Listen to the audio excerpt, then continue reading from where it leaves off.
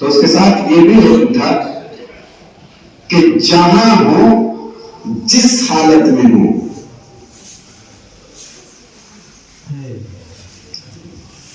जब उसकी फौज पहुंची है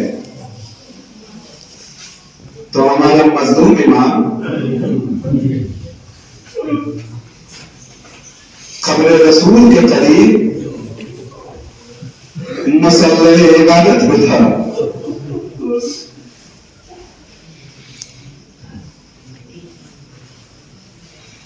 सिपाही आगे बढ़े,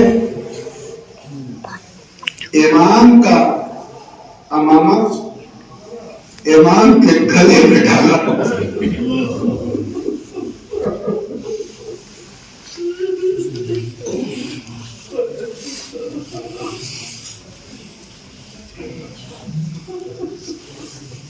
जब गले में उतर गया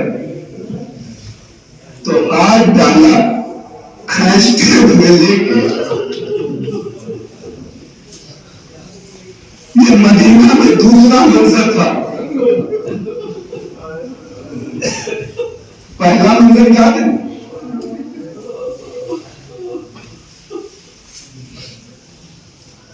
जब खाने सैयदा पे आग और लकड़ी जमा की गई,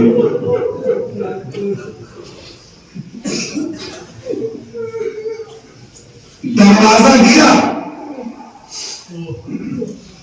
कुछ लोग खाने सैयदा में दराना दाखिल हुए। बड़ी मंजर, अली का अमामा अली के गले में और अमामे को पकड़ के खींचा। बस फर्क ये था कि जब मुझसे कासिम को खींच रहे थे तो कोई बचाने आगे नहीं बढ़ा, मगर जब अली को खींचते हुए लेके चले गए तो तारीख ने लिखा कि एक बीवी औरत से अपने पहलू को दाने हुए एक औरत से दामन अली को पकड़ा। बस कयामत हो गई, जो हाथ पहलू पे था उस पे शमशीर के कब्जे से हमला हुआ, जो हाथ अली के दामन पे था उस पे तालियां।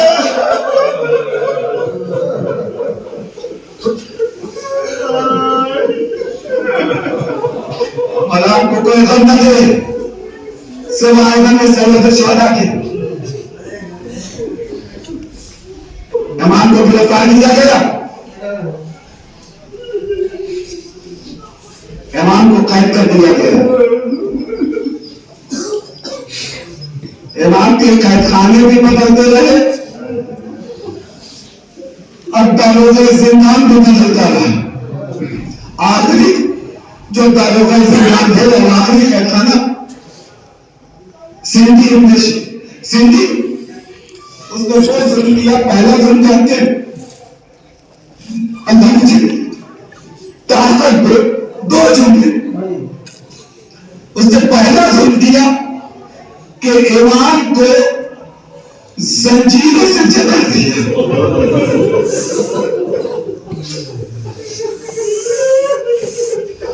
हाथ में हथकड़ी, पांव में गई, जिस्म जंजीर से जकड़ दिया और इसी पे इत्तेफा नहीं किया। लोहे की सिल इमाम की बेड़ियों से मुंसलिक कर दी।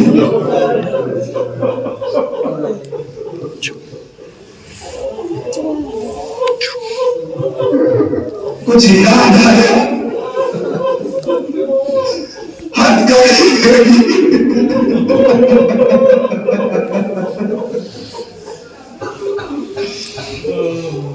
जिस जंजीरों से जकड़ दिया।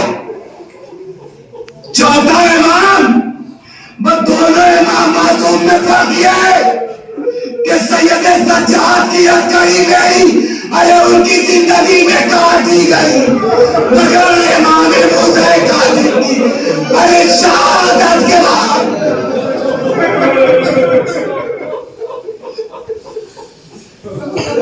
इमाम जब इस दुनिया से रखा तो है लाशा जैसा बगदाद पे रख दिया गया, 3 दिन जब आखिरी शमाई बना, बहुत जबरदस्त बारिश आई, तारीखी बारिश, तूफानी बारिश।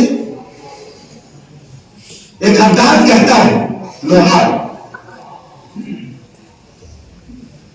कि शक की उस तारीखी में मेरे घर के दरवाजे पे तकलीफ हुआ, सैयद सज्जाद की एक कड़ी कड़ी दरबार में जाती है, तकलीफ हुआ।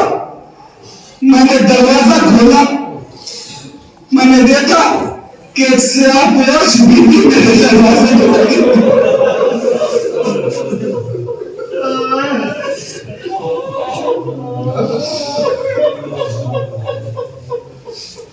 मैंने कहा बीबी, इस तारीखी में, इस तूफानी बारिश में ऐसा कौन सा काम कर गया? बीबी ने कहा तूने मन्नत मानी थी कि मेरे औलाद हो जाएगी तो मैं आले मोहम्मद की खिदमत करूंगा।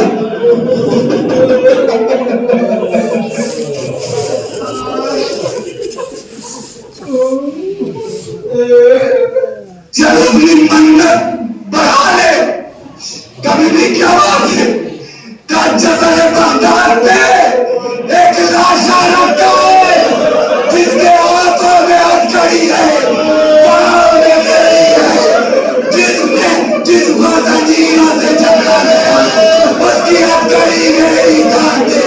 उसने वो कहता है मैंने हाथों को जोड़ा, कभी भी हाथ दो।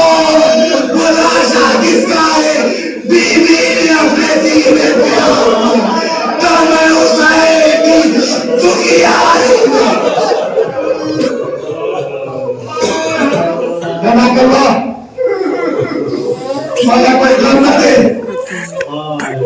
प्रशासन इमाम को तकलीफों में जगह दिया गया। उसके बाद तीसरा ये इत्तेमाद किया गया कि इमाम को जिस खाने में रखा गया वो इतना तंग और तारीख था कि जिसमें रोशनी और हवा का गुजरना था, और जो उसकी दीवारें थी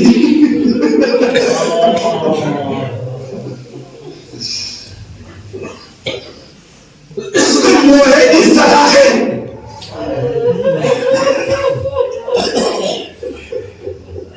बस मैंने जहमत जमा की। इमाम पे जुल्म बढ़ता रहा। एक वो बात भी आया कि जब इमाम को जहर दिया गया खुलमे में, इमाम को जहर दिया गया, जहर 25 रजब को नहीं दिया गया, जहर 23 रजब को दिया गया। और ये जहर इतना कारी जहर था कि इमाम मुसलसल परेशान रहे।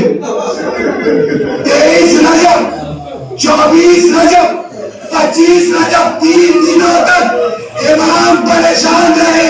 और इमाम कभी इस करवट कभी उस करवट, और जब इमाम करवट बदलते थे तो क़यामत आ जाती थी। अरे दीवार से निकली हुई लोहे की